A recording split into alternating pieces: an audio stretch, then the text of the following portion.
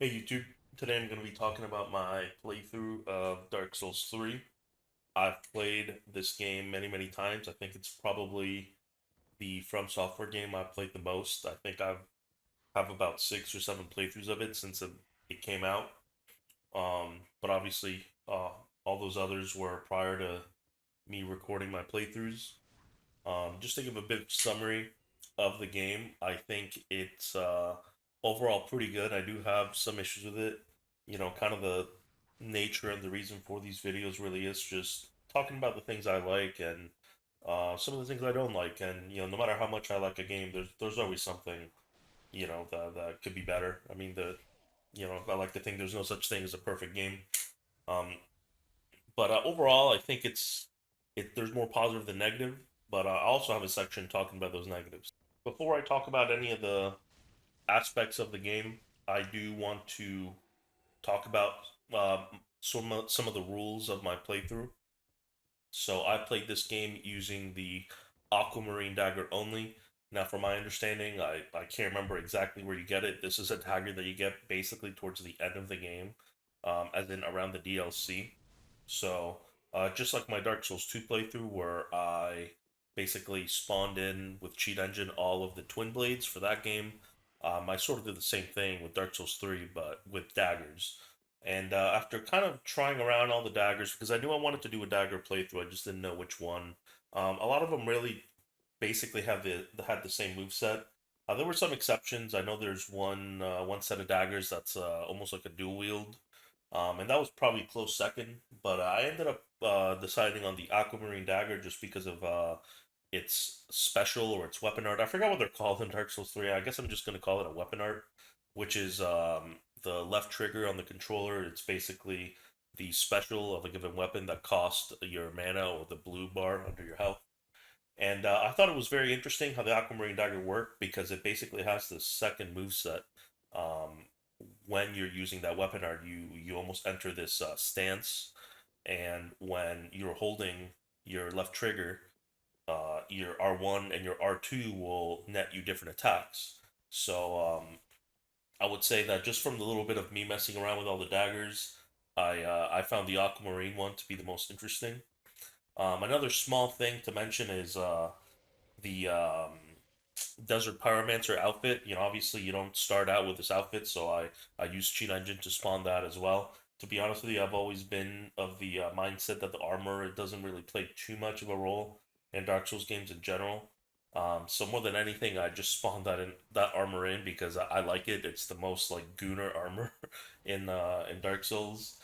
But like I said, uh, if I'm going for pure efficiency, especially in the late game, which is going to be the most difficult aspect of the game, I probably would have been better off just using slightly heavier armor with more defense. But I did want to just have the section talking about why I had the Desert Pyromancer armor from literally as soon as the game started. I'll start talking about the positives. Um, obviously the gameplay is pretty good. There's not too much to say. I mean, it's a refinement of the Dark Souls 1 and Dark Souls 2 gameplay. For one, I do like how the game is faster than Dark Souls 1.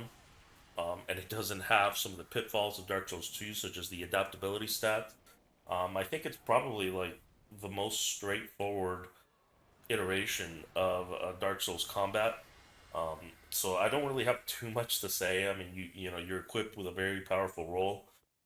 There are other Souls likes where your role is not as good as Dark Souls 3. A good example would be something like Sekiro. But in that game you have your parry. You'll have things like Lies of P, which again in Lies of P you have your perfect block. So Dark Souls 3 doesn't really have any of those mechanics, but you are equipped with a pretty powerful role with very good invincibility frames. And just have your standard light and heavy attack, and then your weapon art that uses your mana on your left trigger, and that's pretty much it as far as like the basics. I mean, I know there's a little bit of extra customizability with the weapon. I think it's an enchant. I forgot the exact term, but you can basically turn a weapon into you can enchant it into like a sharp to increase the scaling, or you can make it a certain element. I don't think since the Aquamarine Dagger upgrades with Twinkling Titanite, which sort of makes it like a special weapon, I guess. I don't think it can actually be enchanted. I could be wrong. I'm I'm not gonna go check, but whether you can or you can't, either way, in my playthrough, I just basically just upgraded it normally and didn't really mess around with any of that other stuff. And you just have your standard uh, stats for any Souls games, health, dexterity, strength, attunement. Another sort of positive that you can really apply this to any FromSoft Souls game is the locations. Some of the locations are really cool. You have areas like Irithyll, which are, visually stunning. You have even small areas like Profane Capital. I always thought Profane Capital looks really, really cool. So that is one of the pluses of FromSoft Souls-like is the locales that you visit are very, very interesting. Just to compare it to another game I played recently. I mean, I know it's an open world game, but even like looking at Code Vein 2, which I wasn't a big fan of that game, a lot of the locations in that game were honestly a little bit boring.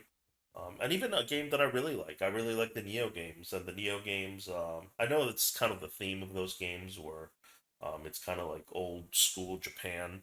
But I am a big fan of just the sort of fantasy, unique different sort of biome locations that FromSoft can make. Even in Dark Souls 1, I mean, I was a big fan of Dark Souls 1 as a whole, but the areas that you visit are interesting, at least on a lower level. And I can say the same thing with Dark Souls 3.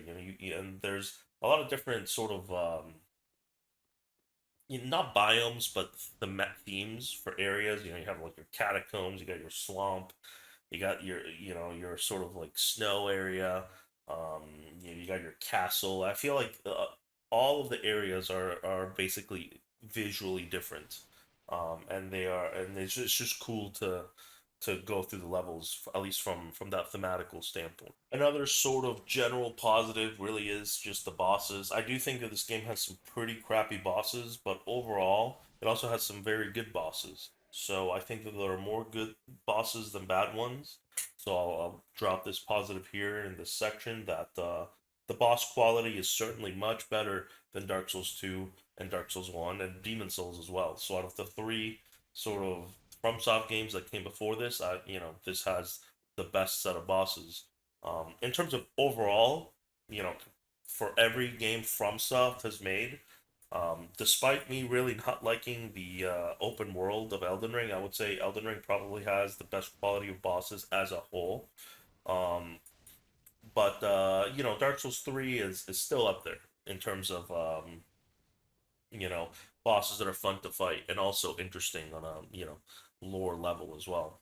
I can't speak too much on this positive just because, despite me having played this game many, many times, I haven't tried every single weapon. But there is a large selection of weapons. I will say, many of them are most likely going to share a moveset, as in, I'm sure a lot of the one-handed swords are going to have the same moveset. But there are differing movesets, even with weapons in the same category. So, just as a whole, I think that the game has a very good selection of weapons to use. Like even use, I know game is very old, but even using Demon Souls as a comparison, Demon Souls is going to have a much more limited selection of weapons for subsequent playthroughs. So I think Dark Souls 3 does a good job at you know making the game fairly easy to replay just because you can always do a different build with a different weapon. And some of the boss weapons are actually pretty cool. Like, that, how do I describe it? Like, some weapons are almost like two weapons in one. So you'll have your standard one handed swords, but then you'll have a boss one handed sword, and it comes accompanied with a great sword or something. So there, a lot of the boss weapons are actually very interesting and offer a sort of a totally unique moveset compared to just your standard weapon in that category. I'll have this brief section in the positives, talking about a little bit more in depth uh, of the Aquamarine Dagger moveset. And this is something that I didn't even realize until maybe even mid game of all the things you can really do with an alternate attack, sort of the lightsaber attack. So not only can you hold the button and enter that stance, and get your light attack string and your heavy attack, but you can also roll into your L2. I think it's L2. So if you basically roll and you hit L2, you will get a rolling sort of lightsaber attack. You can also alternate a regular attack into a lightsaber move. So you can hit R1 into L2, and then your second attack will be the alternate move set. So there's a lot of cool sort of not animation canceling, but I was surprised how many things could lead into that alternate attack, which I found made the weapon so much more fun, and even certain things like how you can. So basically, when you're two-handing the weapon, for some reason, I had thought that you couldn't use the alternate attack, but turns out you can. So, for like the first half of the game, I always thought that I had to be one-handing the dagger to have access to that additional move set, and it turns out that wasn't the case. So, just overall, man, the whole way how the aquamarine dagger worked, I thought was actually really cool, and I quite enjoyed using it. Those are pretty much all the sort of basic positives. I mean, again, I would say this is the most basic uh Souls-like in terms of everything in the genre. Obviously, if I were to talk about Neo or Lies of P or Kazan, I would have more to say in terms of the combat, but Dark Souls 3 keeps it fairly basic in terms of how controlling your character. I mean, it's basically just a faster version of its predecessors with that added mana bar. So, but I'll start talking about some of the things I didn't like too much. Moving on to some of the negatives in the game, and I know many people might disagree with me on this, but I just have to talk about it. And it's the performance. This game runs like absolute garbage. I mentioned in the Code Vein 2 video because that game also ran like garbage, but I have a pretty powerful computer, again, 4090, i9 13900K, 64 gigs of DDR5 RAM. My computer should be able to run just about anything in 1440p. Um, and the thing with Dark Souls 3 is, and I don't know what causes it, to be honest with you, but this game is just prone to getting all of these micro stutters, and they really have a very negative impact on the experience, to the point where even watching back some of my gameplay, some of the boss fights, I could see those micro stutters happening, and uh, I remember I've looked this up many, many times, and I've never found a surefire answer to fix them. I found some people recommend going into your task manager and only selecting the odd numbered cores on your CPU, which I've done, and I think it helped a little bit, but it doesn't completely eliminate the stutters. I also ran into this issue with OBS. I still don't know what caused it. I guess this won't apply to anyone that isn't really recording their playthroughs, but I would kept getting all of this rendering and encoding lag on OBS when recording the game. So just the entire experience of recording the playthrough, and even just playing the game and from a performance perspective was really, really bad. And obviously, I doubt that it's ever going to be fixed unless they make some kind of remaster or something. And I think it's honestly a little disgusting how this game, even to this day, 2026 is when I'm recording this, that the game still runs like complete shit. Not just it's not acceptable at all, and it really, um, hurt the experience. I mean, even thinking of replaying this game, but I'm gonna have to deal with all this shitty performance all over again, and again, I just think it's just how the game is. It's just how the game was built, and yeah, I just have to mention it. I'll have this section talking about the areas now. I've been thinking about this for a while in terms of what quantifies as a good area. And even across every Souls game I've played, I can't think of a level that I think, wow, I can't wait to play this. I can't wait to play this level. So what I landed on is basically any area that I don't dread doing, I consider it good, right?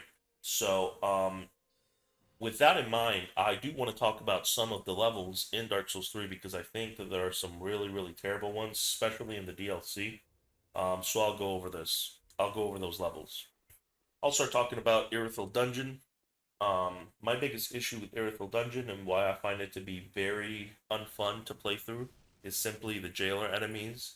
They have this move or attack, whatever you want to call it, which once they notice you, once they look at you, the player, your health, your maximum health will constantly drain. And you can make the argument that on a thematical level, these enemies are supposed to, invoke this sort of anxiety, but when it comes to actually playing the game, when it comes to, I guess, fun, in my opinion, I just find this area to be extremely annoying. And I never have fun doing it. Like, any playthrough that I do of this game, whenever I get here, I always just roll my eyes. I never want to play this area. It is just extremely obnoxious. And even once you make it past the jailers and you start making it to Profane Capital, you have this sort of sewer section with all these rats, and rats, because they're so small, depending on what weapon you're using, you can sometimes miss and just get wombo combo to death. It's just I never enjoy any section of this area. I just dislike as a whole. Even the section with the giant, that you can either kill. It'll take freaking 10 minutes, but you can choose to kill him if you like, or you just try to run past them, and you can, if you just screw up the dodge, I mean, that's just having to run through all of Aerith all over again, and dealing with these annoying jailer enemies. So again, maybe it's just me, but I've always hated this area. It's just not fun at all to play. Another area that I honestly do not like very much either is sort of I guess I actually forgot what it's called, but it's basically the late game Lothric Castle, before the Dragon Slayer armor. And my biggest problem with this level, honestly, is just having to make it to you basically start going through the left because you need to deal with the dragon that's spitting the fire. So you kind of originally go to your left, and eventually have to cross to the right. And there's this part where I'm pretty sure you have to cross through, the lingering fire that the dragon leaves. And it just feels really janky, and I hate it. It gives me anxiety every time. It sucks, and whenever you're walking through this lingering fire, you're almost like getting hit every second, and it just feels really janky. I hate it. And if that was the only thing, I probably wouldn't have even mentioned this area. But even once you've made it to that right side of the castle, you have to, to kill the dragon, you have to kill like one of those black demon-looking parasites. And this part is also just really, really annoying. Um, and yeah, like I just again similar to Irithyll Dungeon, I always dread doing this level, I guess, this area. There's just a lot of things that I find quite annoying about it. I would say it's not really as bad as Irithyll Dungeon. And probably in terms of all of what I would deem the bad areas, it's the least offensive one. But I figured I would just include it as well. And honestly, following up that second part of that late game Lothric Castle, there are the Grand Archives, which I also greatly dislike. More than anything, it's because of the Crystal Sage that keeps shooting projectiles at you. I mentioned this in the Wuchang video. I'll mention it again here. I've never been a fan in any Souls game. It doesn't matter what Souls like it is, of something shooting projectiles at me from an area I can't reach. Eventually, you can reach the Crystal Sage, but during your first run through of the area, you're going to have to deal with this recycled boss shooting shit at you, and it just makes for really a shitty experience. Um, this area is also littered with those tiny goblin guys. I hate that enemy. It's like one of my most hated enemies. You have the hands coming from either the bookcases or the floor that can curse you. Uh, the area is also just kind of confusing. I really greatly dislike it. And then, if I remember correctly, once you make it to the very end, right when you get to the shortcuts, I hope I'm remembering this correctly. There's that section that you have the three sort of NPC enemies that you can run past them, but that whole encounter I think is complete garbage. So yeah, I'm not a fan of Grand Archives either. I considered including the dragon area as well. There are things I don't like about that area, but I'll leave it for now. I'll have a section later where I'll talk about some minor miscellaneous things about each area. There, I think that the dragon area is almost in this category, but I'll leave it out. And I'll just move on to the DLC. The unfortunate thing about the DLC is that I think I dislike every single level in the DLC of Dark Souls 3. I think it has some very good bosses, but I really, really hate the levels. So I'll start with the Ariandel DLC, the snow level. Um, and honestly, at the beginning, I think that the area is much more tolerable. Even though I'm still not even that much of a fan, that sort of open area with all the wolves. I'm sorry, but I just don't enjoy fighting three wolves at the same time. Um, and then I remember the funny thing is that you know, when I used to play this game, without recording my playthrough, there are certain areas that I would literally run past everything. A good example was Road of Sacrifices, because I just didn't want to fight those enemies that freak out. But when doing this recorded playthrough, I told myself, I'm going to try to thoroughly explore each level, to try to have an honest, sort of comprehensive playthrough. But there came a point in the in the Ariandel snow area where I said, "Yeah, no, I'm not gonna do this." And it was after that open area with the wolves when you start seeing those night enemies, and there was this tower. There was like this tower in the distance, and it was just littered with these enemies, which are honestly kind of difficult to fight and someone shooting shit at you from high ground. And as soon as I saw that, I was like, you know what? Like, I'm not doing this. Because I was thinking if I die here, I'm gonna have to fight all of those wolves again. I don't know how fast they would chase, like how far they'll chase you, but I didn't even want to chance it.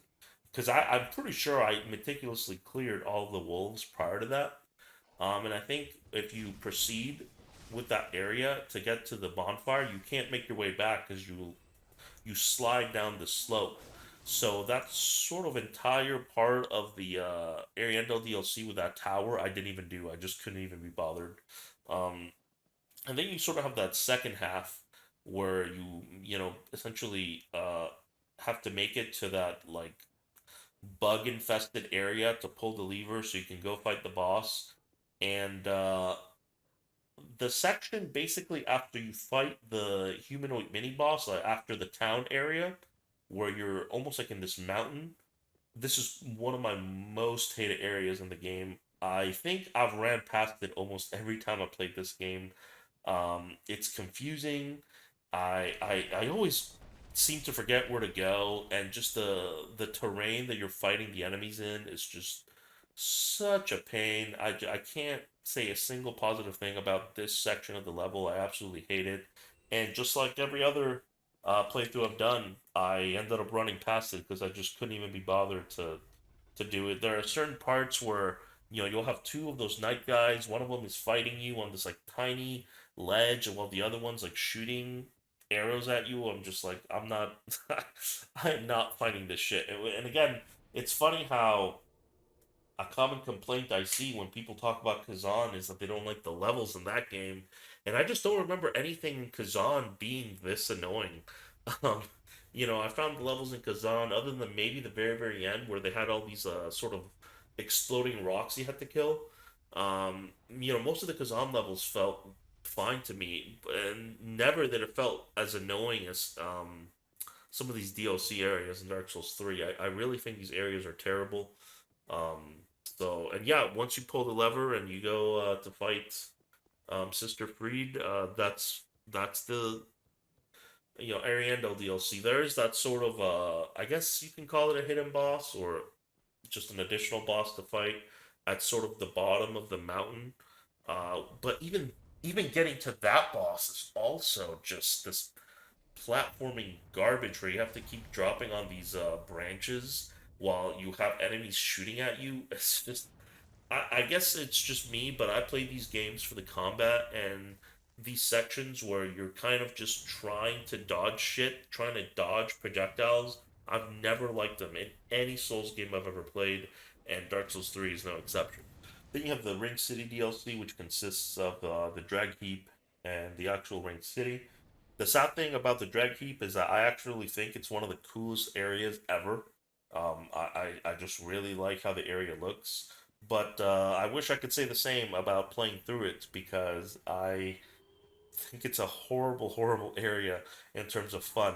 Um, you have these what feels like respawning enemies. I guess this will be ignorant of me, but I'm not 100% sure how the enemies work. I think that they're respawning enemies from like the ash or the dust or whatever. It's just I can't even remember the last time I played through this area normally, and I didn't just run past everything because it just sucks, man. It just sucks to play through this level. The enemy encounters are just annoying. They're not enjoyable to do. The angels are just. I think this is such a horrible idea. Again, someone can make the argument that it's creative. Hey, they're being creative, and they might like that aspect of the Souls game, and I can respect that. Hey, if you just like creative obstacles to overcome, fair enough. Again, like I mentioned earlier, what I like about these games is the combat, and you're not doing too much combat in the Drag Keep because you have these angels, once again, shooting projectiles at you from the sky. So it's funny because I actually originally had made an attempt to kill the angels so that I can explore the area. So I had looked up a YouTube video for the angel locations because I don't know where all the angels actually were off of memory. And the video I had found made this jump after you sort of made it to the bottom near that poison area. And I tried it a few times, and I guess I was just fed up, and maybe I was in a bad mood. And eventually I just said, fuck it, and I just did what I always do is just run past everything so I could make it to the bonfire right before the boss. And then you make it to the actual Ring City. I also think this area sucks. It's not as bad as the Drag Heap. I think that there are aspects that I don't mind too much, but there are also elements of the Ring City that I really don't like either. You have the section with the giant dude summoning the archers, which again, it's just you're not fighting anything. You're just running from point A to point B to take cover behind the rocks. And then you make it to uh, this sort of like spiral staircase with these enemies that are just like really, really annoying. I forgot what it is they did. I don't know if they stun you or I can't remember. I'm not gonna stop the recording. All I know is that I I really hated this area, this level. There's something about that spiral staircase with those mage enemies that was really upsetting me. It was really pissing me off. But and then even once you make it past that, you make it back into that downward stairwell that leads into this sort of swamp-looking area, and it's just full of these ogre enemies. And I'm pretty sure they respawn. So I'm almost positive that the devs kind of expect you to run past all these enemies because like you're not gonna clear all of them. And then you're at the big sort of swamp area, and honestly, it's still annoying as hell. It has one of those giant guys that summons the ghost archers. And I think I went in and fought the reskin Dragon Slayer armor. But again, usually I just run past all this shit and just run straight to the boss. And honestly, now the more I think about it, the more I realize that I hate almost every part of the Ring City in general.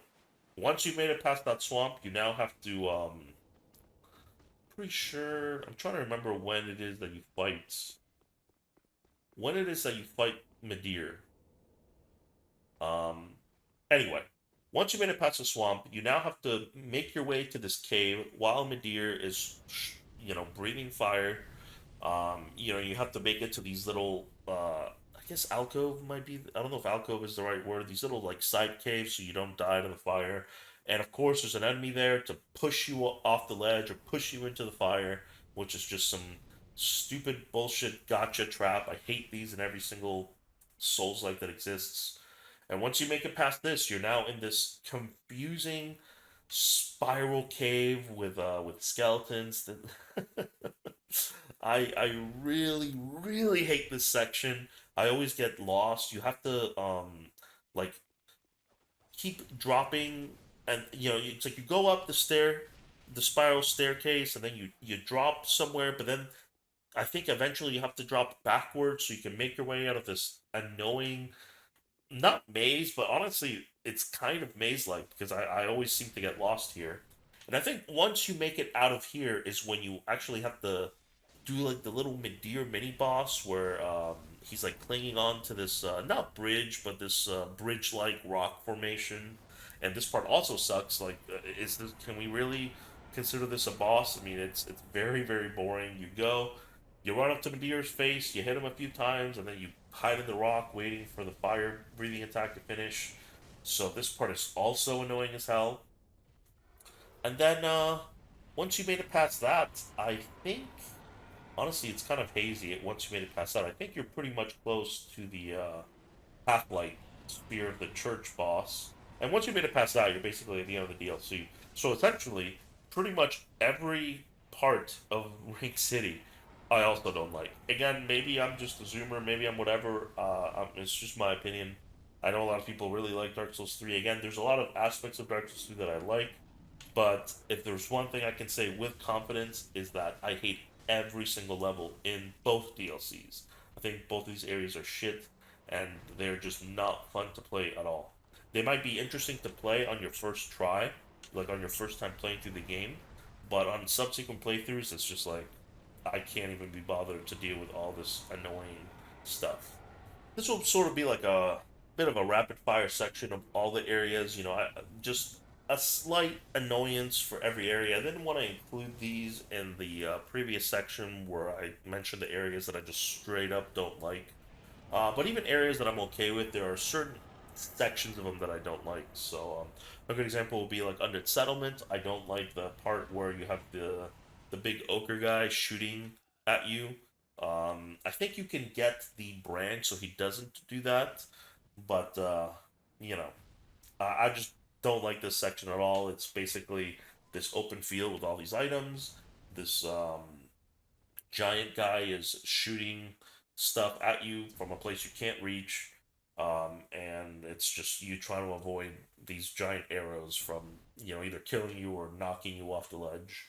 World of Sacrifice, my biggest issue is really just those bird enemies that once their wings sort of sprout, they just freak out. And since you don't, in a game, if you had a parry or a perfect block like Kazan or Liza P or Sekiro, I think these enemies will probably be fine. But when I feel like your roll sometimes is just not enough to dodge their freak out moves because they hit like 10 times. That's why whenever I would play through this game, before I recorded my playthroughs, I would literally just run past this entire level. Like the entire first half of Road of Sacrifices, I would always just not even bother fighting the enemies. It's just not worth it. And, the enemies really aren't that fun to fight either because it's kind of a DPS test. It's like, can you kill this enemy before it starts freaking out?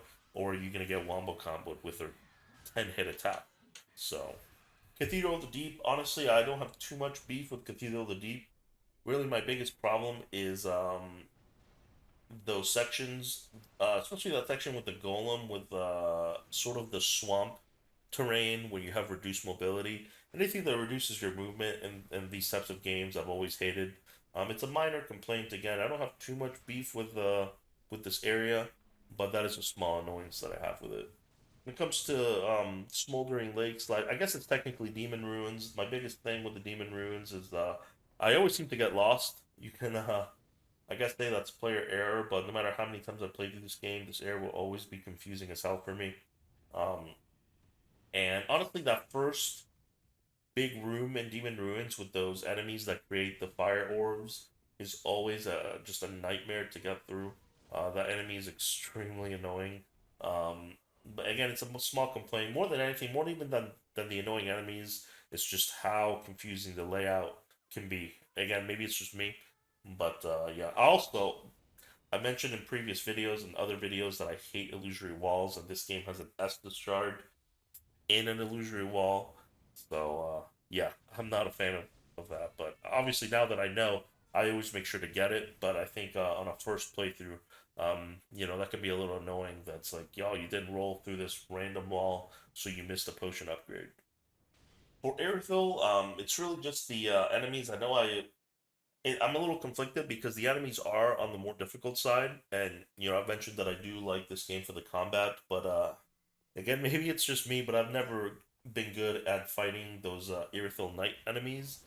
And there are parts, especially in the first part of Irithyll, where they're sort of patrolling the streets, and if you aggro like two of these at once, I mean, I honestly think you're a little bit screwed because these enemies are very aggressive and they have these extended combos, and I always, again, maybe it's just me, but I always struggle dodging their attacks, and even when they clip you once, you take a ton of damage. And then the only other section I don't like about Irithyll is after you, how do I describe it? When you make that left before the path to Irithyll Dungeon, and you're sort of in this inside area with just regular knights. When you make it to the outside, there's this sort of straight path upwards with a bunch of dog enemies, and I think this is one of the worst sections in any Souls game. The dogs are just so fast. The Dark Souls 3 dogs are, I feel like, notorious for being extremely annoying. And I've always hated this section. I'm always scared when I get here because I just feel like it's so easy to just die, just get wombo comboed by the dogs. You also have the invisible sort of undead guys shooting projectiles at you. So yeah, I don't find this section to be very fun. All the section talking about the dragon area I mentioned earlier that this almost made it into the areas I really don't like, and I don't really have any major problems with the area itself. It's mainly to the dragon enemies. I don't know if again, maybe it's just me, but I struggled a lot with these enemies. Sometimes I would just get immediately wombo comboed, especially by the dagger ones. They just have this 3 or 4 hit combo that can just kill you. And I remember when I was playing through this area, I died to these enemies multiple times. I'll if I find the footage, I'll put it in the background while I talk about this section. So maybe I'm just salty that I died to these stupid enemies, but especially like the dagger wielding small dragon enemy can be very dangerous. And honestly, the big dragon guys are they might as well be bosses. Honestly, they're almost like mini bosses. And there's this section towards the end of the dragon area where there's like 3 of them guarding. I think it's funny because it's like the dragon torso or something. It's like one of the items that you use for the dragon build, and I actually cleared through this. I had forgotten what was up there, and it's funny when I got the item, I was like, I can't believe I did all this shit for this. But I'm glad I cleared it just to say that I did it. But those big dragon enemies have a shit ton of health, and some crazy combos. Like they're honestly probably the most cracked enemy in the game, in my opinion. Honestly, I should have included this in the section of areas I really hate. I'm gonna just leave it here, but I'll mention that I really hate this area, and that's the Consumed King's Garden. Obviously, it's full of these sort of black parasite enemies that have this insane combo that you really have no hope of dodging. Again, whenever I played this game without recording my screen, and I think even in this playthrough, when I recorded the playthrough, I just run past everything. I just run past every enemy to fight Osiris because you have toxic sludge that inflicts toxic, which is a more debilitating debuff than just poison. You have these insanely cracked enemies that can just kill you if you get clipped once. So yeah, I think this area sucks ass. And that's about all I have to say about the areas. It might sound like I hate every area in this game, but honestly, there's only a few areas that I really have major problems with. Most of the areas is just one aspect of it that can be a little annoying that I don't like. But overall, it's certainly not Wu Chang levels of pain. I mentioned in my Wu Chang video that the levels are pretty much what ruined the game for me. And despite the annoyances on some of the levels in Dark Souls 3, it certainly doesn't ruin the game. But anyway, now I'll have this section talking about the bosses. I'm not really going to talk about every boss. What I'll probably do is I'll talk about the bosses that I think are complete garbage, and then I'll talk about the bosses that I think are really good. So I'll start with the garbage bosses. The first one I will probably start with is the Rotted Greatwood, the tree. In this playthrough, I had actually forgotten to go back and fight it until like the very end of the game. So I ended up beating it, very, very quickly. But honestly, not much was missed. This boss is not really very fun to fight. I don't think it flows very well. Most of the time when I fight this boss, it's just me trying to hit those exploding ball sections in its body and missing, you know. Once you make it to phase two, you can try to hit its arm, but the problem is that the arm it's so long that sometimes you just don't have good vision on the arm, so it's hard to know what it's gonna do. So that's my biggest problem. So you either avoid the arm entirely and you hit the exploding ball sections around its body, and then miss a lot of the time. So it's just this annoying waste of time of you just waiting for it to do this slow attack and trying to hit these things, or you just say fuck it and hit the arm. But the problem is that I just find it very hard to dodge the arm attacks. It also has this like grab that it can hit you with, because sometimes the arm is like behind you. I just don't think that the windup is, or I don't know, even know how to describe it. The telegraph, the windup of the attacks that it can do, is very obvious or clear. Maybe it's just me. Maybe someone that has fought this boss a bunch of times are like, actually, you're wrong, and the windup is very obvious.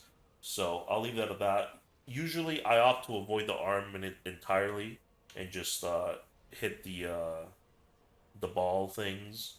But regardless, I've never really had much fun fighting this boss. I think he's honestly pretty boring. I originally wasn't going to include this boss, but I think I will. I've never enjoyed fighting Crystal Sage. It's always more of a drag than anything. And honestly, after seeing how Kazan handled its mage bosses, I can't really give this boss a pass. It's very basic and honestly kind of boring.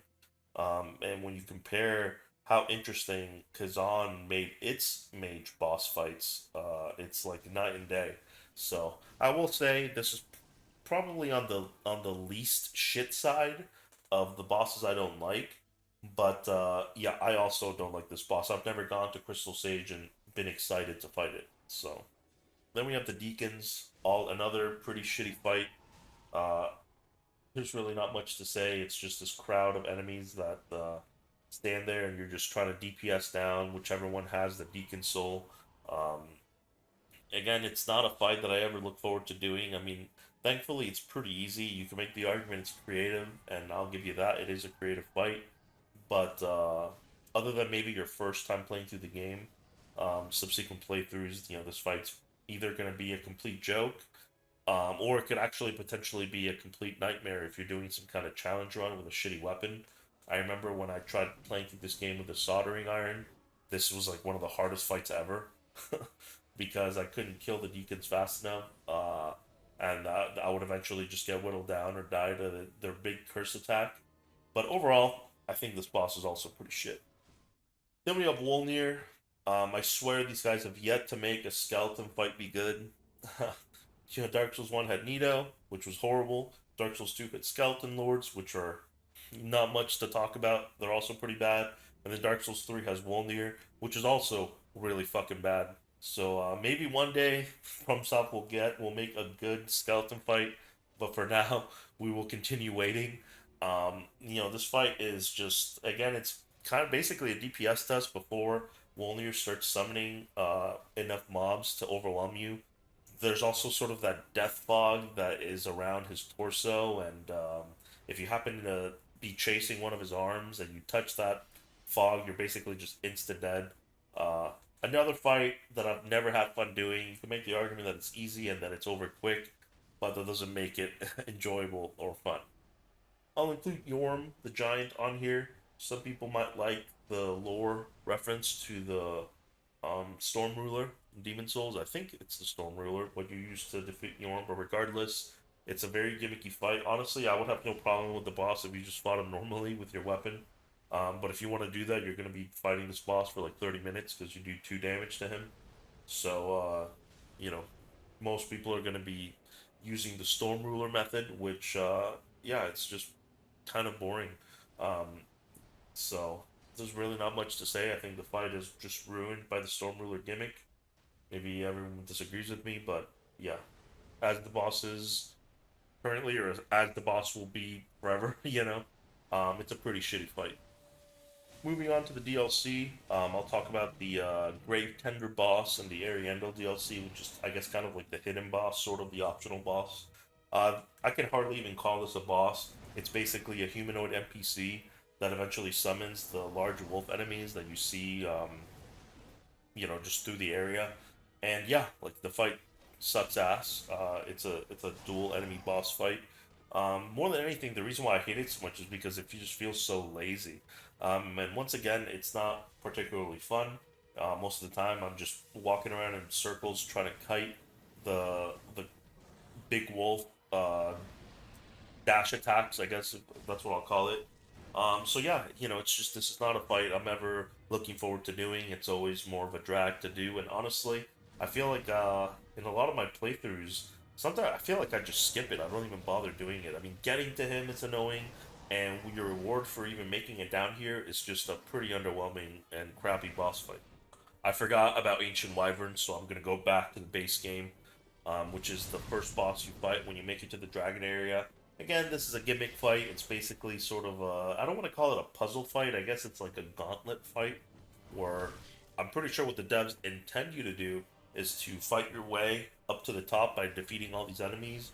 Honestly, in any other playthrough before this one, I would just, again, run past everything, make it to the top, and do the plunging attack to kill the boss. If I remember correctly, I did fight my way to the top, um, but I actually died a few times. I remember to the elite dude with the. I don't even know what weapon he has. It kind of reminds me of like Kusura Igana from Neo. The big dragon enemy with the weapon on the chain. Um, but yeah, honestly, this boss fight is basically just fighting a bunch of normal enemies to do a plunging attack to beat the wyvern. So it's pretty trash. Lastly, kind of saved some of the worst for last, which was Half Light, Spear of the Church. God, do I fucking hate this boss. I think it's one of the worst bosses ever. I've mentioned before, but I'll mention it here again. I hate NPC fights in FromSoft games. I think the only game that got like humanoid fights right is Lies of P. In Lies of P, you fight certain humanoid NPC enemies that share the move set of whatever weapon they have that you would have if you were using that weapon. The reason why those fights are fun in Lies of P is because of the parrying. Um, but in Dark Souls, these fights are always just extremely annoying and they just feel really janky. Maybe for people that like the PvP, they might be cool with these, but I hate them. And I should have mentioned the only other game you can make the argument that does these fights somewhat correct is Neo. But even then, with Neo, I have problems with the humanoid fights just because, you know, if you're fighting a certain enemy that just blocks forever, your attacks are constantly getting blocked. But regardless, this isn't a Neo video. Going back to Dark Souls 3, I fucking hate this fight. You first have to fight the giant enemy, and then he summons the NPC. And then that guy summons another NPC. So you're basically fighting two NPCs, potentially at the same time. And I think uh, the Painted Guardian guy can respawn as well. So I remember in this playthrough, maybe it might have just been maybe because I was using the Aquamarine dagger and I couldn't burst these enemies fast enough or whatever. But I think I died a couple of times on this fight, and I was real pissed off because it's just like, why do I have to do this fight? This fight is so shit. It's seriously, in my opinion, one of the worst quote unquote bosses in the game. It is complete garbage. Now I'll talk about the bosses that I liked, at least finish it on a good note. The first boss to talk about is the Abyss Watchers. Despite the Abyss Watchers having that first phase that is kind of like a gank fight, even though you eventually get that third Abyss Watcher that kind of helps you. I think the second phase is a lot of fun. Um, as it turns out, most of the fun fights in these games are against humanoid enemies, and I think Dark Souls 3 is really no exception most of the time. But overall, I think Abyss Watchers is a very fun and fast-paced fight, especially for the early game. I'll somewhat reluctantly include Pontiff Sullivan here. I do like this boss up until the point where he creates the sort of ghost copy of himself. Maybe it's just me. Maybe I'm just a scrub, but I do like how he's an aggressive boss and it's a fast-paced fight. But I think once he creates that copy of himself, I find myself just kind of doing a lot of waiting for the perfect opportunity where I can get a hit, because otherwise I feel like I'm just going to get wombo combo to death. Hilariously, in this playthrough with the Aquamarine Dagger, I found that the Aquamarine Dagger kind of countered that phase of the boss, because when I would take out the lightsaber mode, the alternate attack while holding the L button, I could burst down the ghost and just kill it before it even got to do anything. So overall, I think the boss is pretty good, but I'll just drop this where I don't really like that second phase where he makes that sort of shadow copy of himself. Talk about the dancer. I like the dancer a lot. Honestly, this was really mainly just going to be a list because a lot of the positives kind of bleed from one boss to the other. Dancer's no exception. I like the dancer because it's basically kind of a humanoid fight. It's an aggressive boss. I guess maybe not that aggressive. There are many parts of the fight where the dancer's just kind of walking, but it's just satisfying to dodge the dancer's attacks. I think there's a reasonable difficulty to the boss as well, and I just feel like it has great flow. It just flows very well, and it's just a fun fight to do. Now, in my opinion, this is one of the best fights in the game, which is Champion Gundyr. I think Champion Gundyr is amazing. I only have one slight beef with it, and it could also be a skill issue, which is the charge attack. He has this move where he kind of charges at you, and I always struggle dodging this. I'm not 100% sure if you can parry it. That's why I mentioned that it could be a skill issue. If you can parry it, then yeah, I guess I just suck. But the best way I just found to avoid this move was just as soon as I finished attacking, just running away, because the only way I could dodge this move consistently was having enough distance from me and the boss. It's honestly kind of a similar strategy that was employed in beating Melania in Elden Ring for her what is it, waterfowl dance attack that basically one shots you. Is if you just don't have enough distance between you and the boss, you're basically just dead. I will say with Champion Gun, you're not dead if he hits you with this move, but you got hit, and now you got to find that window to heal. But besides that one attack, which I find a little bit annoying, the fight is awesome. I mean, like it's like a really great back and forth between you, the player, and the boss. And he's super aggressive, and it's just cool to also see Gundyr kind of come back from his like corrupted state in the tutorial fight to sort of like his ultimate form. So I really like this fight. I think this is easily like top three best fights in the game.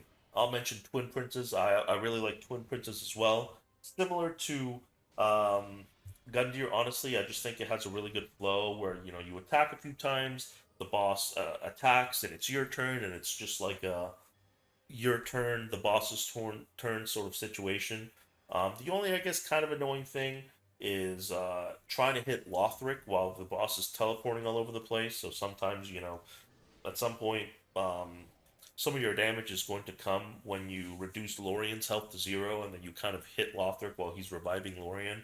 Even despite that minor, very minor annoyance, I guess, I think the boss is really good. Um, I don't know if I would put it in top three best bosses in the game, but I think I can confidently put it in like top five. I forgot about this one. Similar to every other positive for all the other bosses is Dragon Slayer armor. I like Dragon Slayer armor quite a bit. Again, just with everything, my slight negative is just the dragon enemies shooting projectiles at you when you get to the halfway point of the fight. But it's a very exciting fight. Um, it's right to the point. Again, it has a good flow state between you attacking, dodging the enemy's attacks, you attacking. So yeah, I mean it might sound generic, but I just think I like this fight quite a bit as well. Of course, you got Nameless King. You have to include Nameless King. I'm not a huge fan of the first phase with the dragon, to be honest with you, but I think the second phase is really good. To give the game some credit, they were decent enough to put the bonfire pretty close to this fight. And it's kind of funny remembering when the game first came out, I thought this was like the hardest fight ever made. And nowadays, there's much worse. To the point where Nameless King doesn't really seem that hard. But again, he's just a lot of fun to fight. He does have a lot of delays, especially in his second state. I kept getting hit with his lightning attack, where he sort of channels lightning into his weapon, then lifts his weapon up, and then lightning strikes down. I got hit by that so many times because I was dodging it too early. Um, But overall, I think the boss is really good. It's a great sort of secret boss for the base game, and it's a good challenge as well. Especially if you've never played a game that this boss is going to be, I feel like, leagues higher in terms of difficulty than pretty much any other, maybe except Champion Gundyr, in terms of difficulty in the base game.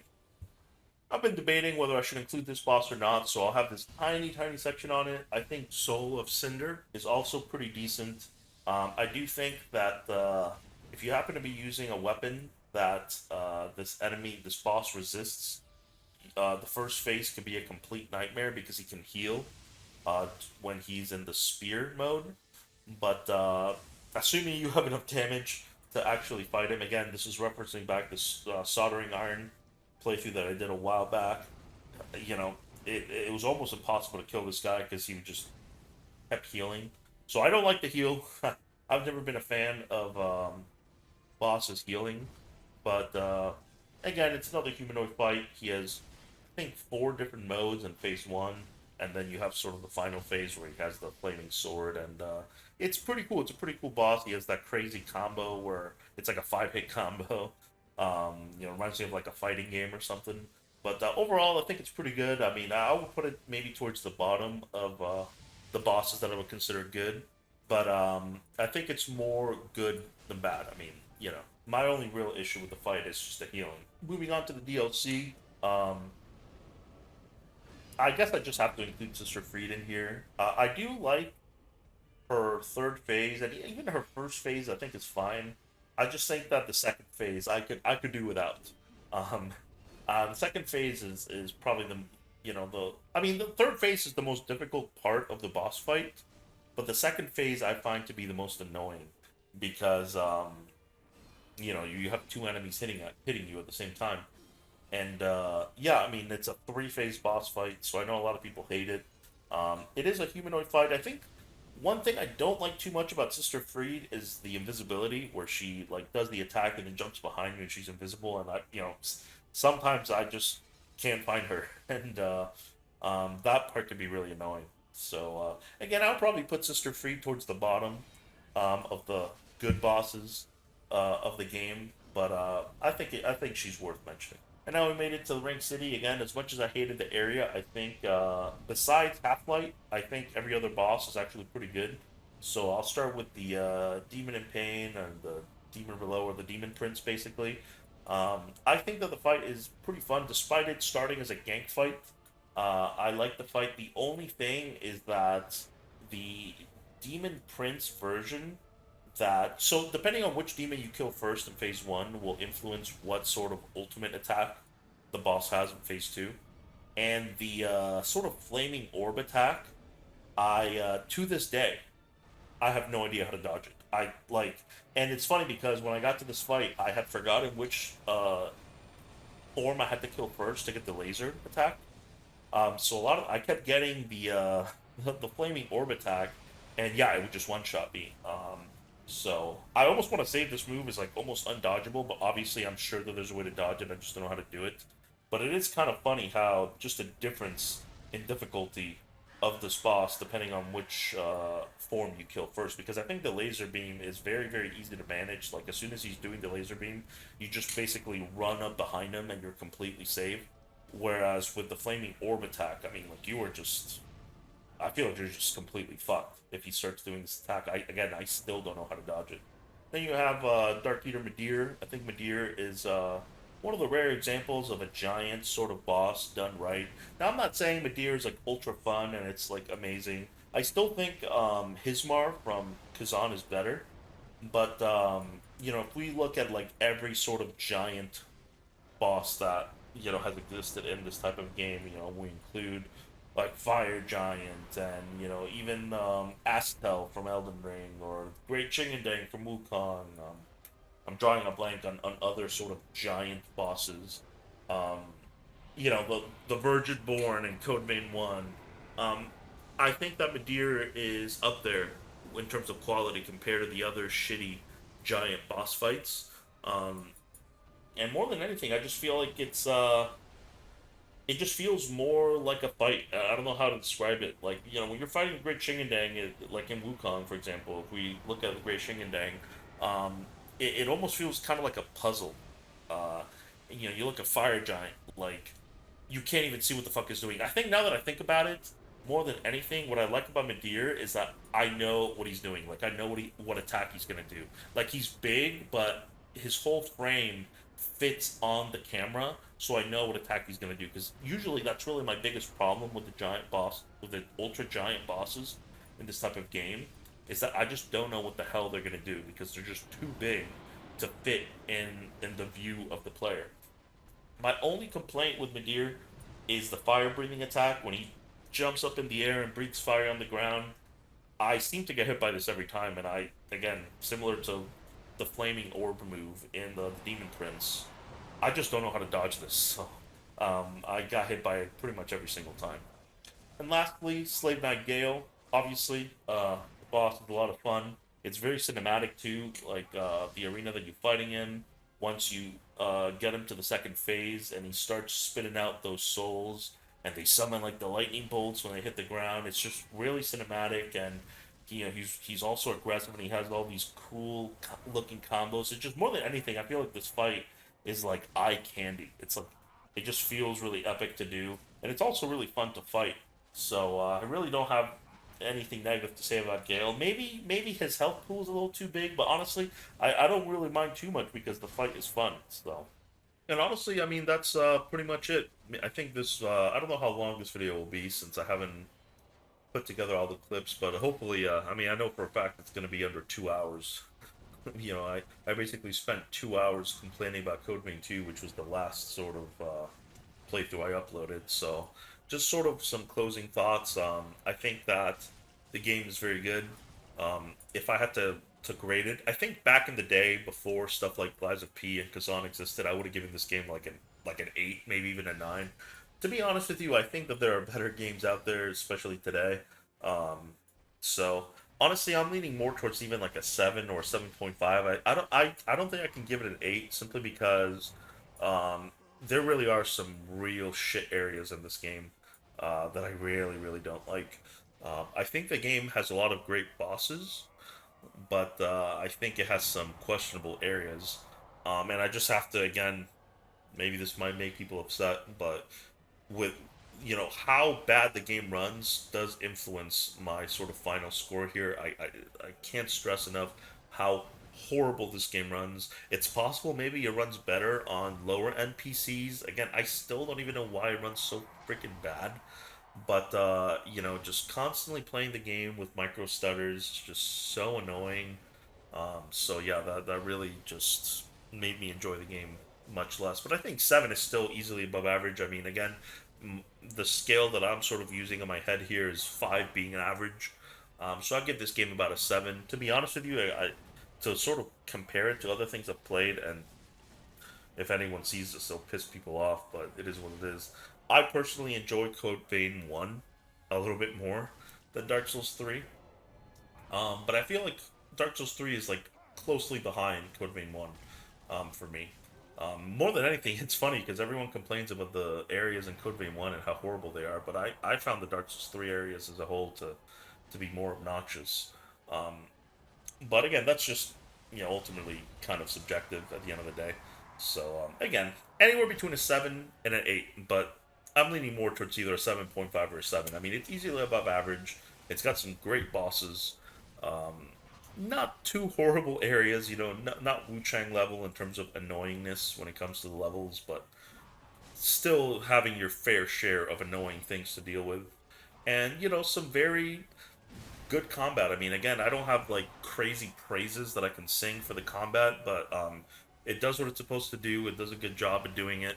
So yeah, I mean, that's pretty much it. I'd recommend the game. Honestly, if I would recommend the Dark Souls franchise to someone, I think Dark Souls 3 is actually a pretty decent starting point. That might be blasphemous to say. Just because Dark Souls 1's a little too slow, it's a little too obtuse in my opinion. Dark Souls 2 also has, the adaptability and, the bosses are kind of shitty. Whereas I feel like Dark Souls 3 is the most sort of balanced experience where it's got a bunch of great bosses. It's fast paced, which for me at least makes the game more fun. And I just think it's fairly straightforward to play through. And it being a little bit more linear, I think it makes it better for a starting point for someone getting into the this genre of game. But yeah, game's pretty good, and I recommend it. So that's pretty much it.